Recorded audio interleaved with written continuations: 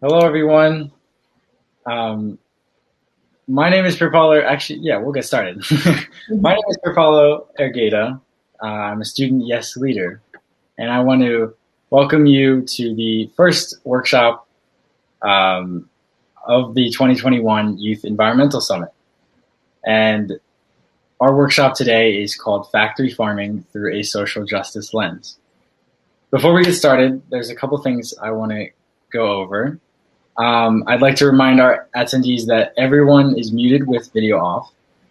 Please use the comment feature to the right of your screen throughout the session to share your thoughts, your questions, or your comments with our presenters.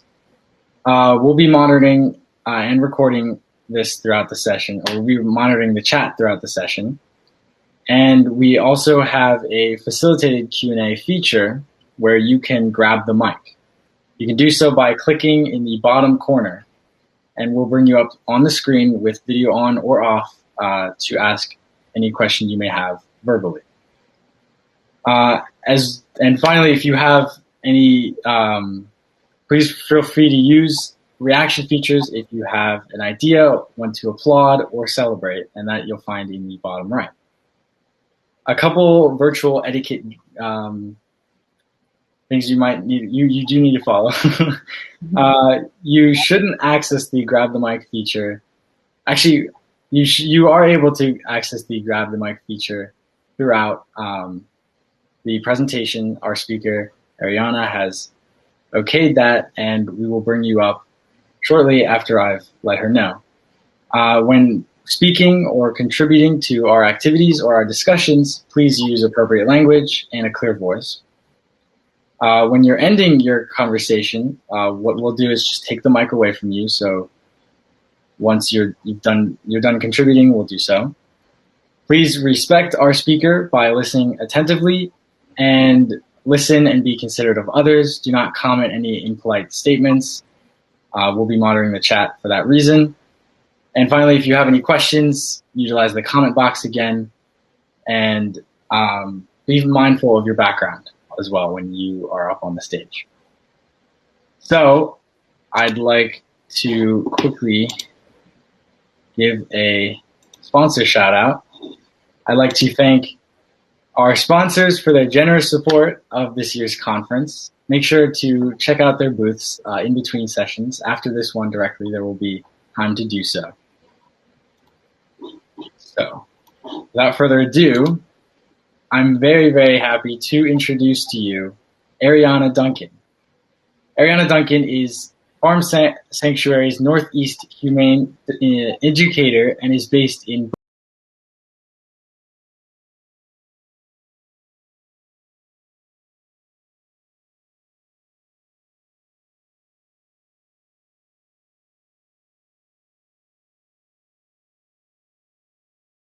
choose her field of study and pursue a career path as humane educator. Ariana gained extensive experience as a public speaker both through her academic study and her role as a global ambassador for the University of North Carolina's International Studies Abroad program. Please join me in welcoming our speaker, Ariana. Thank you so much for that introduction. So I'm assuming I'm good to go ahead and get started then, right? You are. So I'm going to go ahead and share my screen. I have a PowerPoint for us today.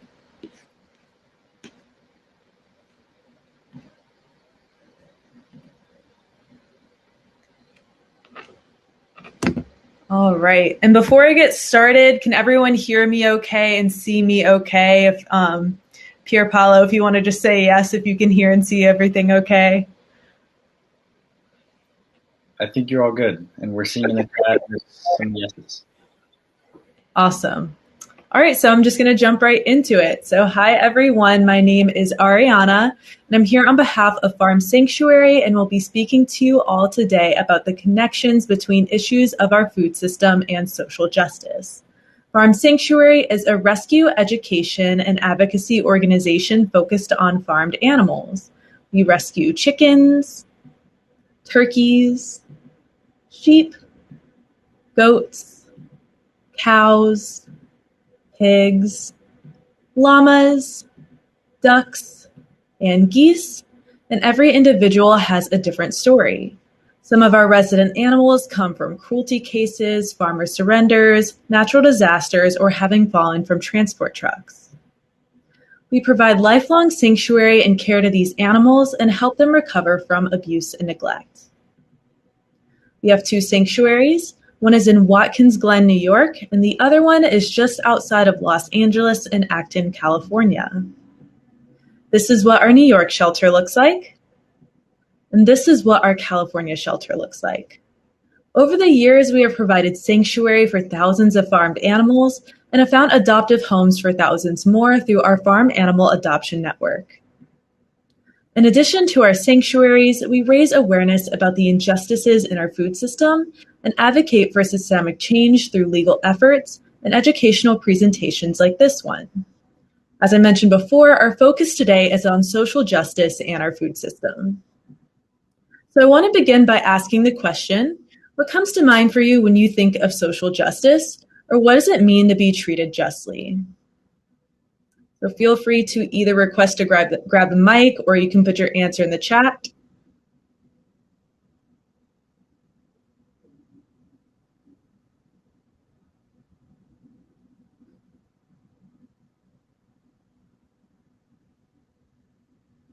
We have a comment from Avery Young, social advocacy.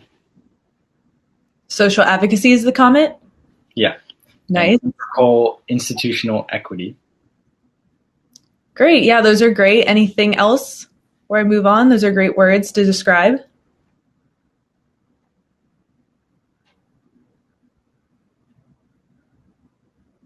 All right. It seems like we might be good. So social justice, it's the idea that everyone should be safe from harm and mistreatment, and that every individual is deserving of respect and the opportunity to succeed.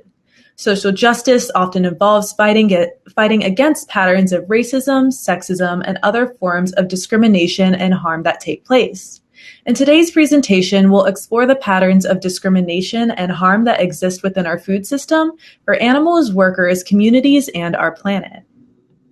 To better understand the social justice issues we see in our food system, it's important to first examine our food system's history and how it came to be what it is today.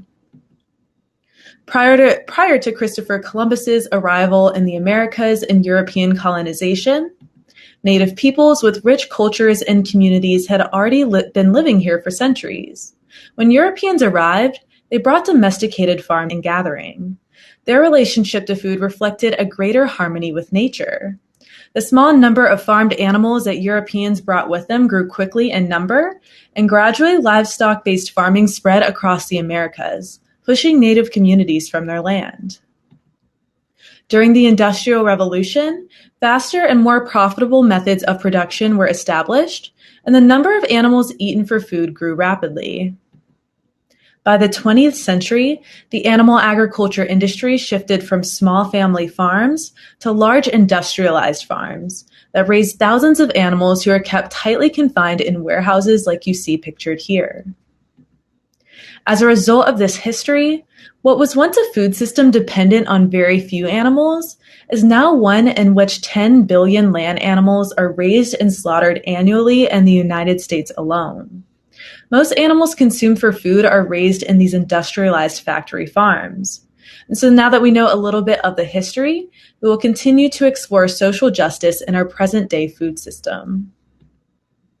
Let's begin by looking at how farmed animals are treated. There is significant research demonstrating that farmed animals experience joy and pain, mourn the death of their loved ones, and form close family bonds and friendships. However, in our food system, farm animals are treated like products instead of living beings. Most of them spend their lives in stressful and painful conditions, such as gestation crates for mother pigs and battery cages for egg-laying hens like you see pictured here. Farmed animals are also bred to grow very large very rapidly in order to maximize profit. Their bodies struggle to support this unnatural growth, which causes them pain. As a result of this breeding, it's not uncommon for chickens and turkeys to experience heart failure or to have their legs give out beneath them because they're unable to support their massive weight. Maud pictured here is a Cornish cross, a breed commonly used for meat. Fortunately, she now lives at Farm Sanctuary where she's treated as an individual, not a product. And animals aren't the only ones who are treated as disposable in this industry. Let's take a closer look at the conditions faced by workers in our food system. Workers in the animal agriculture industry often suffer from repetitive stress injuries, chronic pain, and amputations. They work very long hours and earn very little pay. Slaughterhouse workers from across the country report that they have resorted to wearing adult diapers because they are not allowed bathroom breaks by their supervisors. Bathroom breaks means the speed at which animals are processed slows down, and companies don't want that because they won't make as much money. Corporations advocate for slaughter line speeds to move faster and faster in order to increase profits, which means workers must slaughter animals at a rapid and frantic pace, putting them at even more risk for serious injuries. Between 2016 and 2018, meat processing workers reported on average 1.56 amputations per month. The animal agriculture industry intentionally recruits and hires undocumented workers, knowing that if a worker were to report injury, sickness, or mistreatment, they can threaten workers with deportation so they are sent back to their country of origin. Gabriel, a Mexican immigrant living in Nebraska, works at a pig slaughterhouse. He told a national public radio reporter, "Once you get hurt, they're just waiting for these people to do a mistake, to fire them because they don't want them over there. Even if you're on light duty and that means you are hurt, you sit down, you get tired, they fire you because they say you're sleeping. Even though their work is what harmed them in the first place, companies will fire workers in order to replace them with individuals who aren't injured and can work faster." Many slaughterhouse workers also experience psychological trauma from the violent nature of their workplace. They may suffer from anxiety, depression, drug and alcohol abuse, and post-traumatic stress disorder or PTSD. Many of us have seen or heard about the footage of workers abusing farmed animals. It can be easy to conclude that these individuals are the source of the problem. But the reality is that the extreme cruelty inflicted upon animals is not the result of just a few bad apples, so to speak. It is the corporations and industry leaders who allow and push for these harmful conditions. This footage oftentimes results in workers going to prison, while high-level executives remain in power and continue to make money. They are rarely held accountable for the harm they cause to both humans and animals alike. Those who work on agricultural fields suffer as well. About 60% of produce workers in the United States are immigrants, primarily from Mexico. Employers take advantage of their vulnerable situation and often cut wages and expect long work hours. Produce workers are expected to work in the fields under very extreme weather conditions, leading to many cases of heat-related illnesses or dehydration. Laborers on agricultural fields also experience respiratory issues, pesticide poisoning, and an increased risk of certain cancers. In the United States, children as young as 12 years old are legally allowed to work in the fields. But workers aren't the only humans suffering as a result of the animal agriculture industry. And before I move on to the next section, I just kind of wanted to stop and give anyone a chance to ask any questions if they had any or make any comments.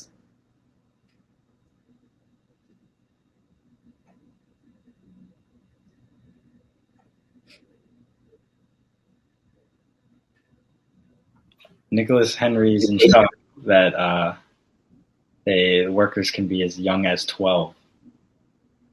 Yeah, a lot of this is very shocking information. And when I was first learning this presentation, a lot of this was new information for me too as well. It's really devastating to know that that's the reality. From Amy Wolf, we have, haven't the produce workers been given benefits recently? You know, I wouldn't be too aware depending on how recently that was. I do know, however, just because I was explaining, a lot of these workers are minorities and are undocumented workers. Unfortunately, they're not very protected typically. There are some organizations out there working to advocate for them, which I'll be highlighting a few of those at the end. But unless there's something super recent, I'm not really or too familiar, but we can definitely have a conversation about that following the presentation. And finally, we just have a couple more shocked expressions. Nicholas Henry again, how did we never hear about this in school? And Avery Young, I was really shocked to learn about the amount of amputations these workers can endure. Yeah, absolutely. It is rather unfortunate that, this isn't a huge part of our education system. I was not taught these things growing up either in school, and that's why it's so important that we are having these conversations and giving presentations like this one, because otherwise a lot of people just don't even know that this is happening in our own country, for sure. All right, and I'm going to go ahead and move along to the next section. Thank you guys for your questions and comments. So environmental damage from factory farms hurts us all, but especially the communities who live nearby. Factory farms are typically located near low-income communities, meaning that most people affected from the pollution from these farms do not have the resources and the money to fight these large agricultural companies or to move away. Animal waste from these farms sits in giant pools like you see here and is sprayed onto nearby fields, causing toxins and pollutants to infect the surrounding land, air, water, and food supply. Community members report health complications such as headaches, respiratory issues, skin infections, and birth defects. One community member from an affected neighborhood in North Carolina, Elsie Herring pictured here, shared about her community's experience. Well, they're polluting my air and others, everyone who's living nearby these facilities. They've polluted our water, they've disrupted our quality of life, they're affecting our health, our mental status, the embarrassment that comes along with this. You have this sense of helplessness and hopelessness, all of these things that we have to deal with on a daily basis. North Carolina is just one example of how destructive animal farming can be. The negative impacts of factory farming don't end with rural communities. Food apartheid is common throughout the United States. It's defined as the patterns of racial discrimination in our food system that lead to the lack of access to healthy and affordable food choices. In many communities impacted by food apartheid, people depend on corner stores that carry mostly packaged and processed foods for groceries. Fast food restaurants are plentiful in these areas, and liquor stores greatly outnumber grocery stores. This leaves millions of people limited in their ability to feed themselves or to make food choices that align with their well-being or values. Ariana, we have a question. Sure. From Amy Wolf. Eating meat or cheese is so dangerous to your health. Have you heard of any push put caution labels like cigarettes on red meat or any meat and cheese labels?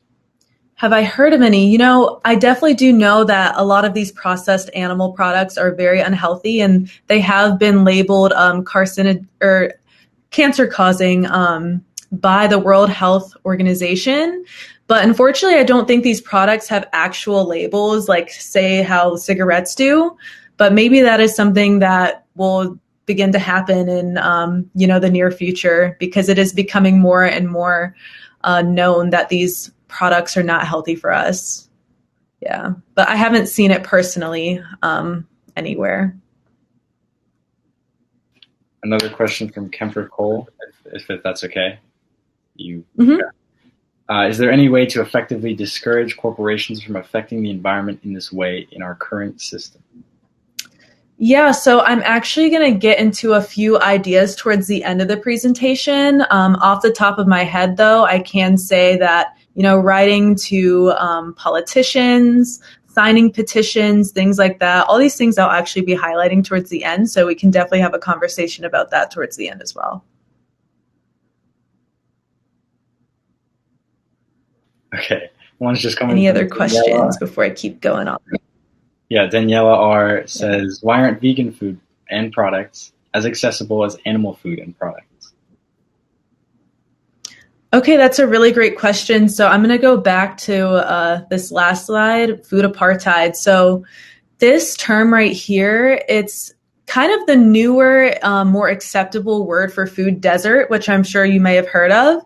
So the reason that it's now being described as food apartheid instead of desert is that desert is something that naturally occurs. However, the lack of access to healthy and affordable food choices for everyone is very intentional, and it tends to be racially charged. So that's why we're describing it in this way. Unfortunately, systemic racism and injustice just thrives in this country, in a lot of countries really, but yeah, it's rather unfortunate why it is that way. But that's why we are, having these conversations and making it more aware so we can do something about it.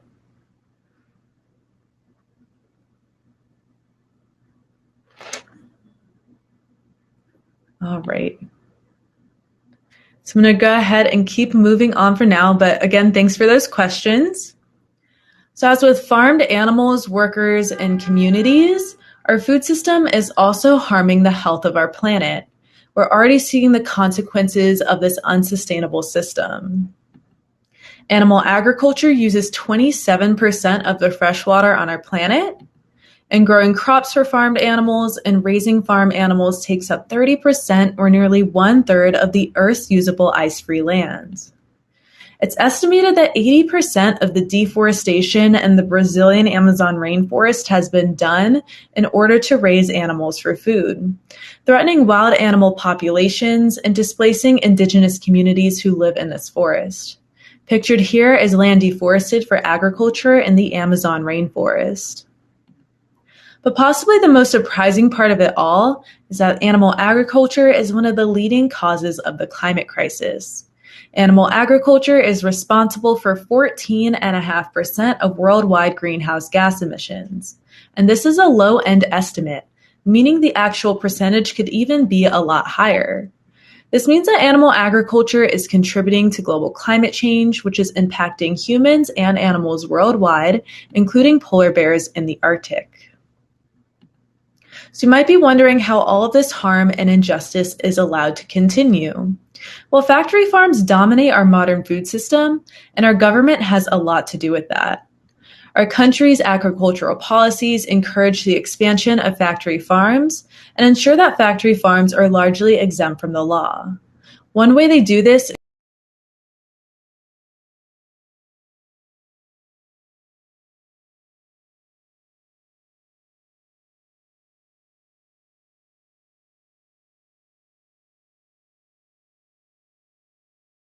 is the Farm Bill budget is currently at $867 billion.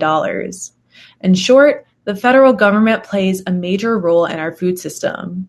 One of the ways money from the Farm Bill is spent is through subsidies, which provides additional funding to different types of food producers. Agriculture subsidies primarily support large factory farms, often by subsidizing or financially supporting producers of corn and soybean. Does anyone know who's consuming most of the corn and the soybean that we grow?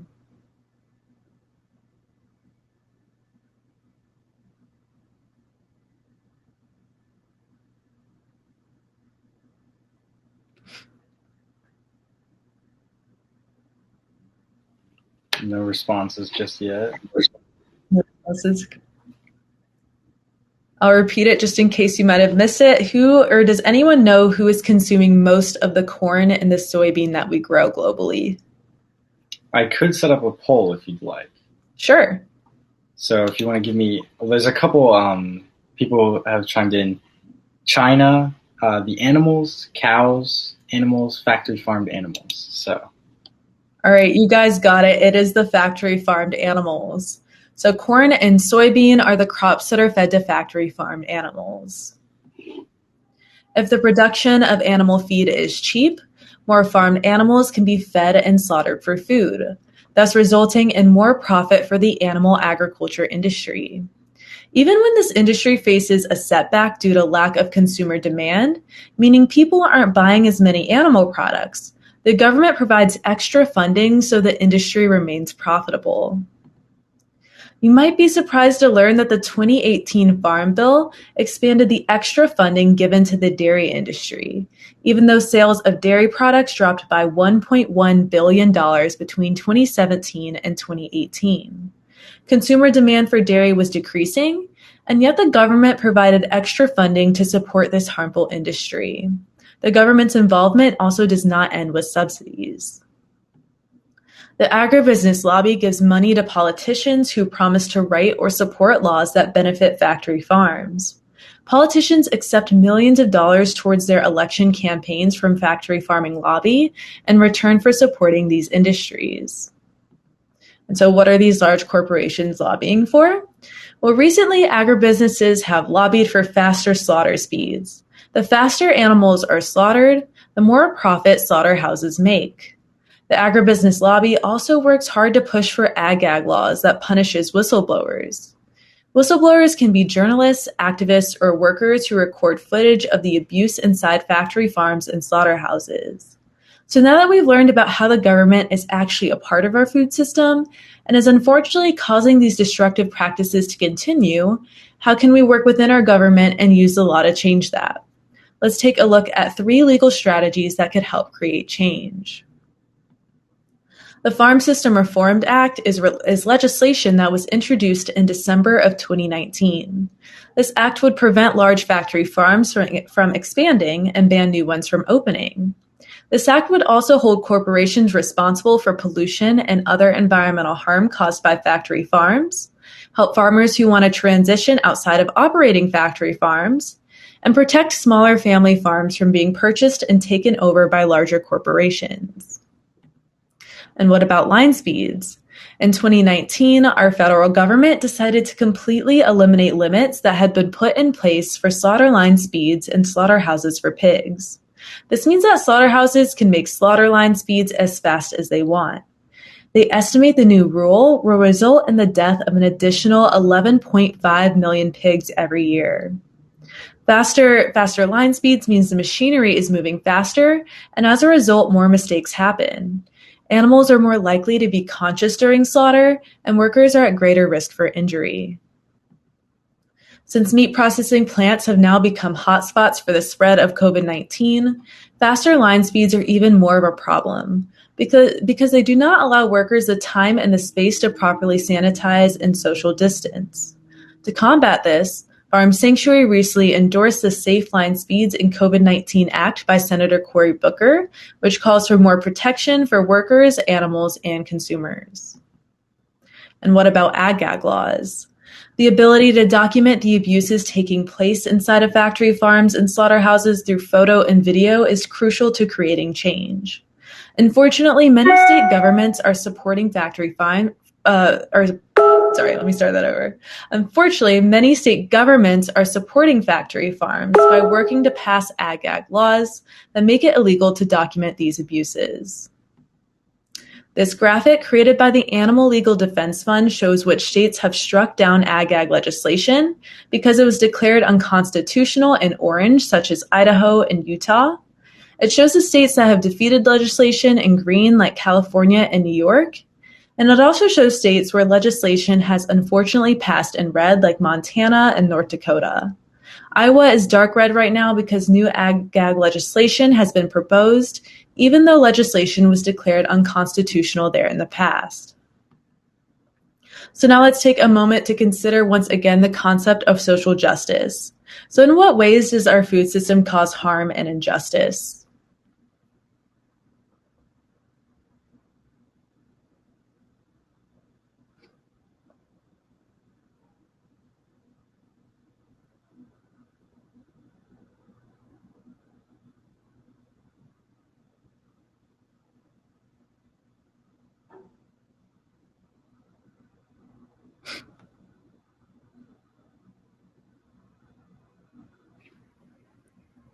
We have from Daniela or environmental racism.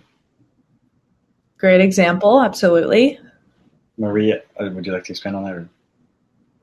Oh, no, you can keep sharing. Yeah. Maria Payan says systemic racism located in, I'm not sure what that means. EJ, EJ Communities, workers' rights. Then Esther Chung, the food industry taking advantage of impoverished immigrants for labor. John Hancock, massive waste in agriculture. Nicholas Henry, it supports a failing industry which causes us to pay more and systemically picks immigrants who are defenseless to the harmful and hazardous climates of the factories. And finally, environmental justice. Yeah, absolutely. Thank you so much, guys, for sharing that on the chat.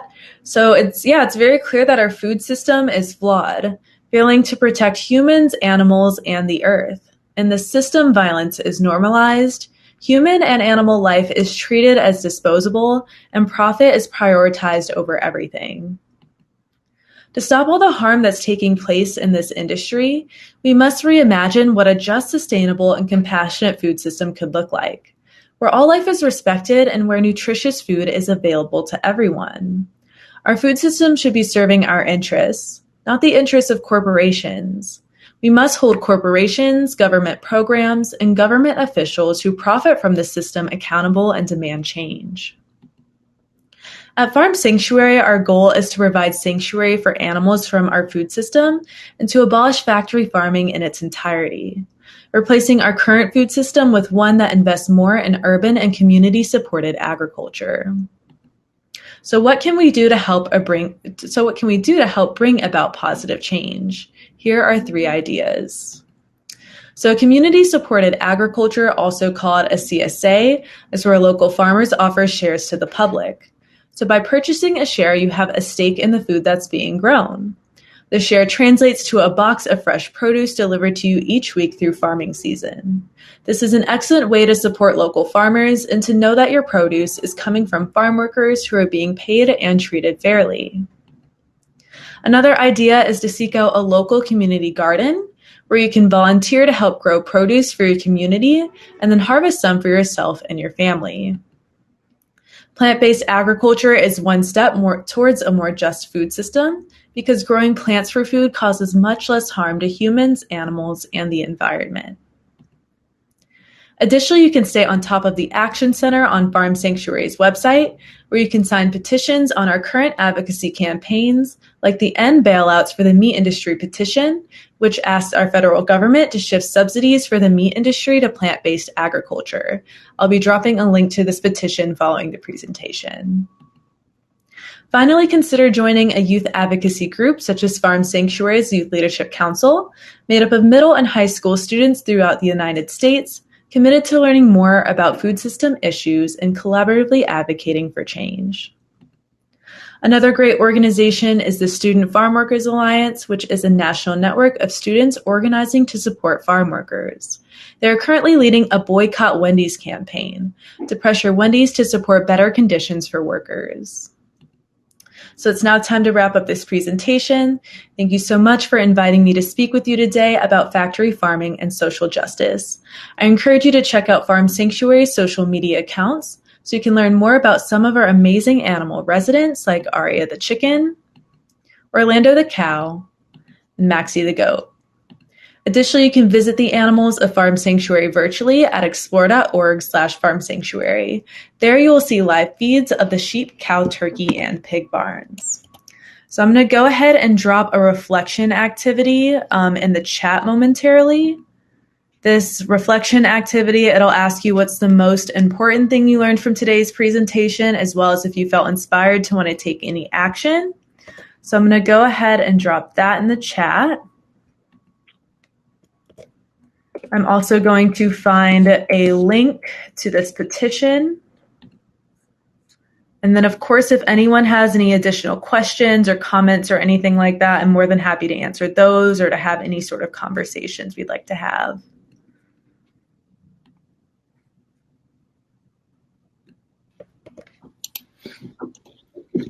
That was a very great presentation. Thank you so much.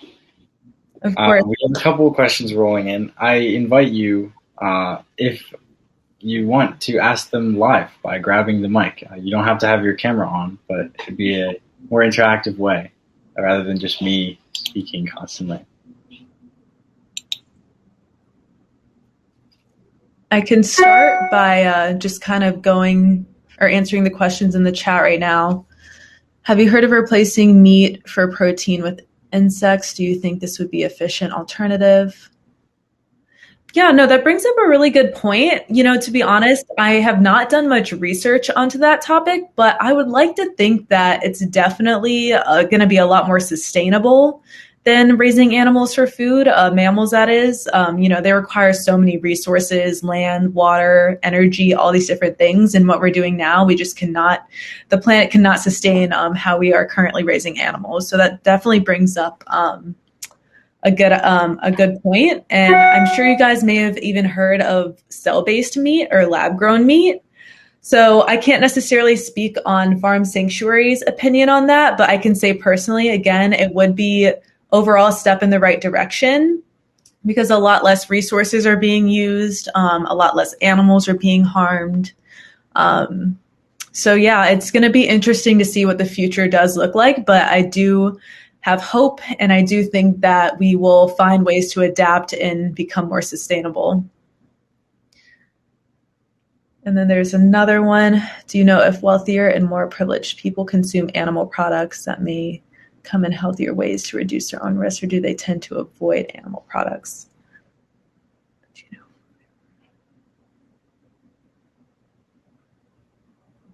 know? So that question, is it asking kind of like, do more well-off people tend to purchase the most animal products, or? I think that's what that means. I think one thing that I can say is that, some countries tend to eat a lot more animal-based products and, more meat-heavy diets than other countries. So I can say off the top of my head, the US, China, Australia, a lot of these big countries tend to eat very meat-heavy diets. And if everyone ate as much meat as we did in this country, I believe I remember reading a statistic saying we would need 5 more planets to sustain that. So it's just really unsustainable. So I think it kind of varies country to country and culture to culture more so. In healthier ways, or not to at all. Okay. Yes, I think what she's trying to get at there, correct me if I'm wrong, of course, is like, for example, Whole Foods has, more organic products, of course, but then there's the price tag attached. Right. People Yeah. So unfortunately, the thing with that is even if, these products are being labeled as, organic, free range, grass fed, anything like that, the land use, the water use, the waste accumulation, no matter how you're getting these things, it's still going to be very detrimental to the planet. And even, your health, even if these tend to be labeled as organic, things like that, these foods are very high in saturated fat, sodium, cholesterol, things like that. So, no matter how you go about doing it, it can still be very harmful to our health and the planet. Yeah, I think the best thing, from a message or a takeaway from this presentation. So even if you're not committed to becoming fully vegetarian or vegan, that's totally okay. I think just being aware of what's going on and, spreading awareness and just kind of starting by doing small steps such as a meatless Monday or 1 meal a day when you're not, or where you're eating plant-based, doing small things like that can really help to make a difference. So I'm about to be sending out a link. We have someone who would like to grab the mic, thankfully. But I'm going to be sending out a link, but please finish up Ariana's Google form as well before moving on to the one I'm about to send out. But let me accept Maria Paya, who's the senior organizer for SRAP. Hi. So I wanted to thank Farm Sanctuary for doing the presentation. I was so thrilled to see it. You have no idea. I just found out about this today. I wish I had known. I actually live in Delaware. I live in Sussex County, Delaware. For those who do not know, we are the largest county producing broiler chickens and factory farms in the country. So it is a big ag state here.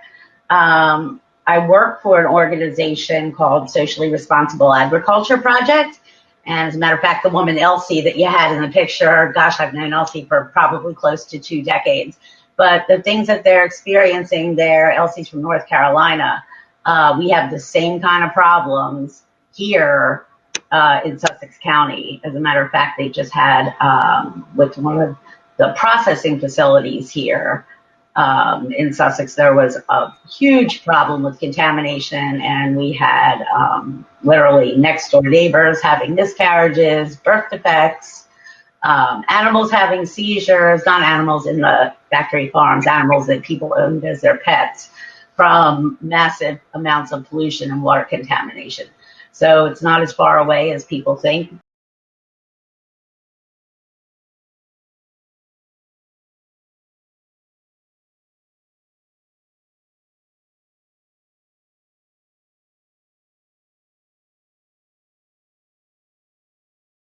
I would offer, if once the pandemic's over, if anyone wants to go on a tour, I'm more than happy to offer a tour to the student organization to bring them around so they can actually see, the areas. And it's a lot of infrastructure in place. It's not only the houses that the animals are raised in, but because you're talking about literally the integrators own everything from the start to the grocery store shelves. So everything is very concentrated in small areas.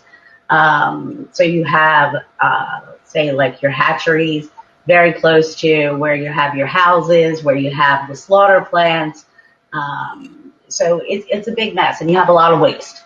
And that is probably one of the biggest problems that we have here in Delaware, is what to do with all this waste. In Sussex County, we have 6 processing plants in our one county, 6.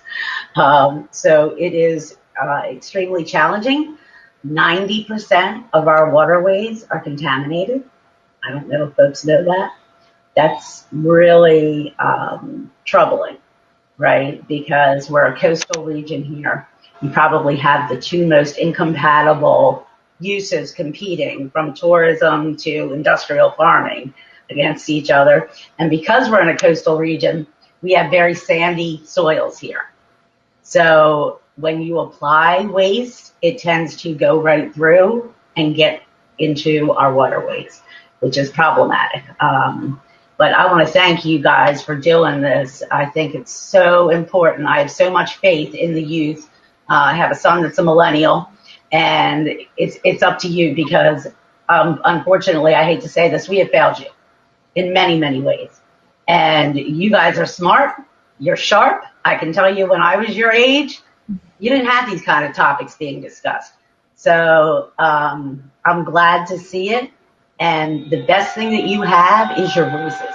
Use them. Like Jack Thompson was saying at the beginning of this, when they were, doing the opening, get in touch with your legislators. Let them know you are future voters. And the Farm System Reform Act, great bill. That has a piece in it, because one of the problems that it's always been in trying to change the system is the contract growers absorb so much debt when they get into this system. I'm not sure how many people are aware. Each poultry house costs $400,000. The farmer has to absorb that. So they are into a line of debt that once they sign that contract, it's very hard to come out from under. And the Farm System Reform Act actually has in the legislation where it enables them a pathway out of that. I know there was over 300 different organizations signed on to that a couple months ago. So it's a great piece of legislation. And thank you for doing this. Yeah, thank you so much for saying all that. It really means a lot. And, I just learned from you just now. It's the extensiveness of these issues and how it's just so deeply rooted throughout the entire country. It's pretty unfortunate. And I know I mentioned North Carolina. I'm actually from North Carolina. I wasn't living in necessarily a super affected area, but I know that on the East Coast, hog farming is the huge issue there. North Carolina, it's either the first or second in hog farming in the country, and there are more pigs than people in the state of North Carolina. And yes. So on the East Coast, all that waste and pollution, it's all running off into the waterways. It leads into the ocean, causing ocean dead zones. So all these things are super connected. Yes, I think we have 251 chickens per person here. And in hog farming in North Carolina, they had passed the moratorium. Remember when they had all the floods and all that? And what they're doing now is they're replacing the hog farms with the poultry farms. Mm-hmm. And again, we have some of the same problems here as there, that a lot of these are being built in flood zones because the land's cheap, right, in a flood zone. So this is where they end up. And when you have hurricanes, when you have coastal flooding, when you have problems, all that manure that's sitting in those houses gets washed out, guess where? Right into the waterways. I mean, I've seen pictures of North Carolina with the hogs during a hurricane that they had, literally where they had just streams in the street with hogs floating, dead hogs just floating. It was horrible. It was horrible. Well, I'd like to get to other questions. Thank you so much for grabbing the mic and coming up here.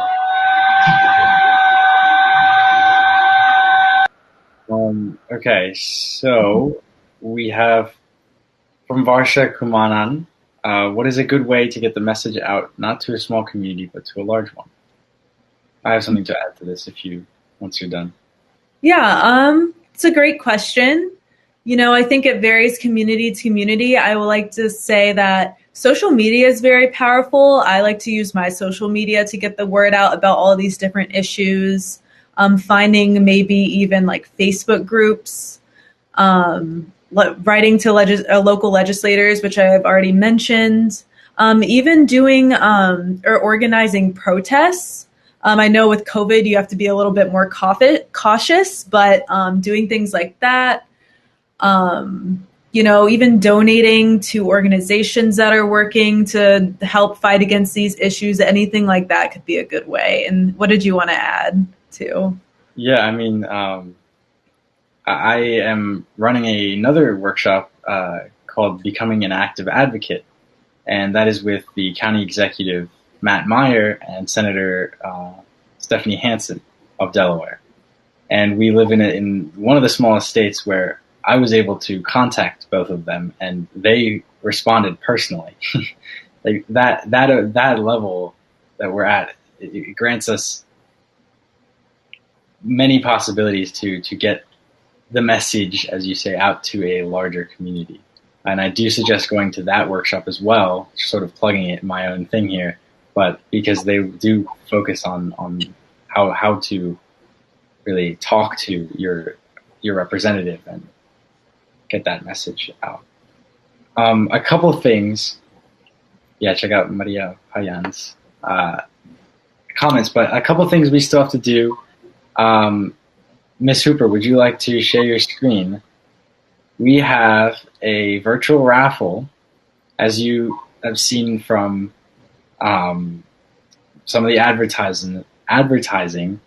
There's a random drawing in each session for a gift.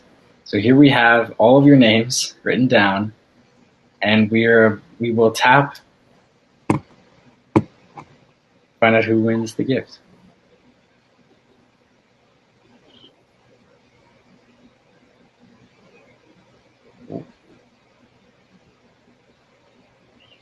Okay, I'll be writing your name down. Congratulations, and thank you so much for coming, all of you. It's not over yet, hey, but this is what happens when you attend these workshops. Each workshop that you attend, you have another entry and another spin for, I believe it's $25. I'm not too sure, but that could be you. So keep attending our workshops. Another thing, I hope you have filled out Ariana's form. I will be asking in a little bit, if it's not too much of an ask, to take a group fee. That's a function or feature on here where it'll ask all of you to take a current picture of yourselves, and it'll put them together, and so we can remember this moment in which you took the step to learn more about factory farming. Yes. So I'll give you some time to get ready for that before I actually do that. There's a couple more questions though, if you'd like to answer. Oh. Okay. Then, what did you do? Please leave them in there. I sent the scavenger hunt form, and I think we've gotten through all the required things. Maybe we should move on to the group fee now, then. Are you guys ready, do you think? I suggest I know a lot of my generation's a little iffy about showing their faces, so if you want to cover your face slightly with, I don't know, a folder or something, that's okay. Just to let us know that you're here. Obviously, it's not mandatory, but we would like to see you. So, I'm about to.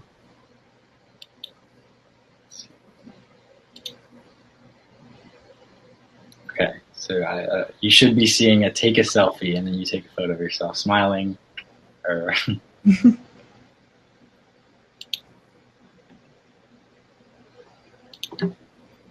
alrighty, and we have some people coming in. Thank you so much for that. Yeah, that's a great function. I like that. Do we have any more questions? Nope. Okay.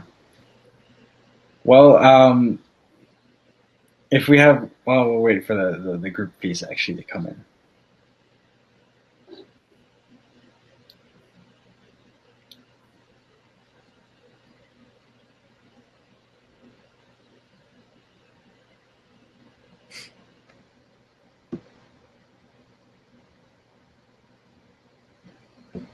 Any more ag-gag laws that have been renewed? So I know I mentioned in that map, Iowa was a state where it was declared unconstitutional, yet new legislation has been proposed. Other than Iowa, I'm not sure of anything too recent, but whenever that map was last updated, which I believe was relatively recently. Okay, it seems like people are leaving then. So I'd like to let you know that up next we have our Delaware Envirothon, as well as the Honeybee, and some of the non-for-profit booth sponsors, which I'd like to add that aside from being sponsors, they are all great environmental groups, and they do a lot of important work, so it's definitely worth checking out.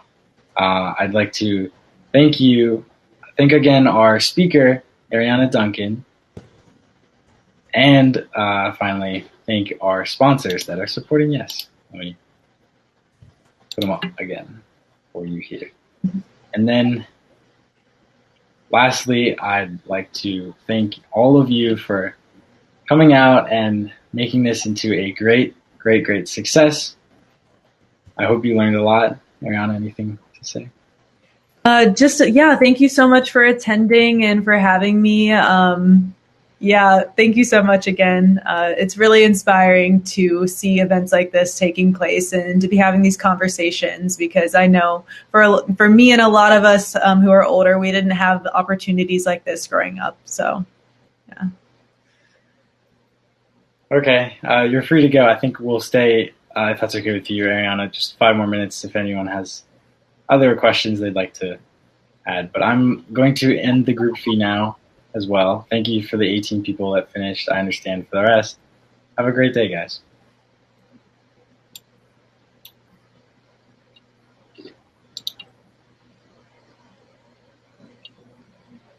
There is a question from Amy Wolf still. Save this photo. I'm not sure what Hormel is. Is that a...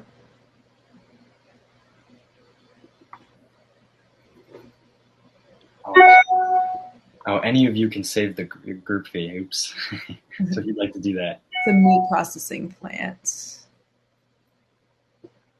I wish I could help answer your question a little bit better, but I'm not too familiar with Hormel.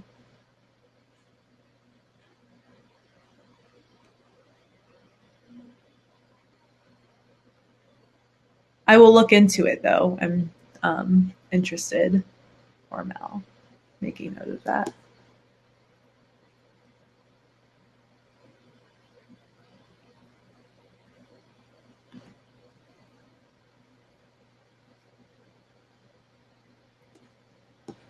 think we're all wrapping up unless someone else has anything. I think we'll finish this session.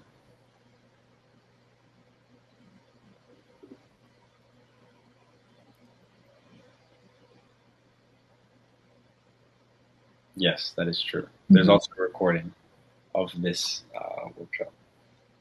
But all right, well, we'll end it here. Thank you again, Ariana, and thank you everyone who stuck around until the end. I'll stop streaming. Bye, everyone.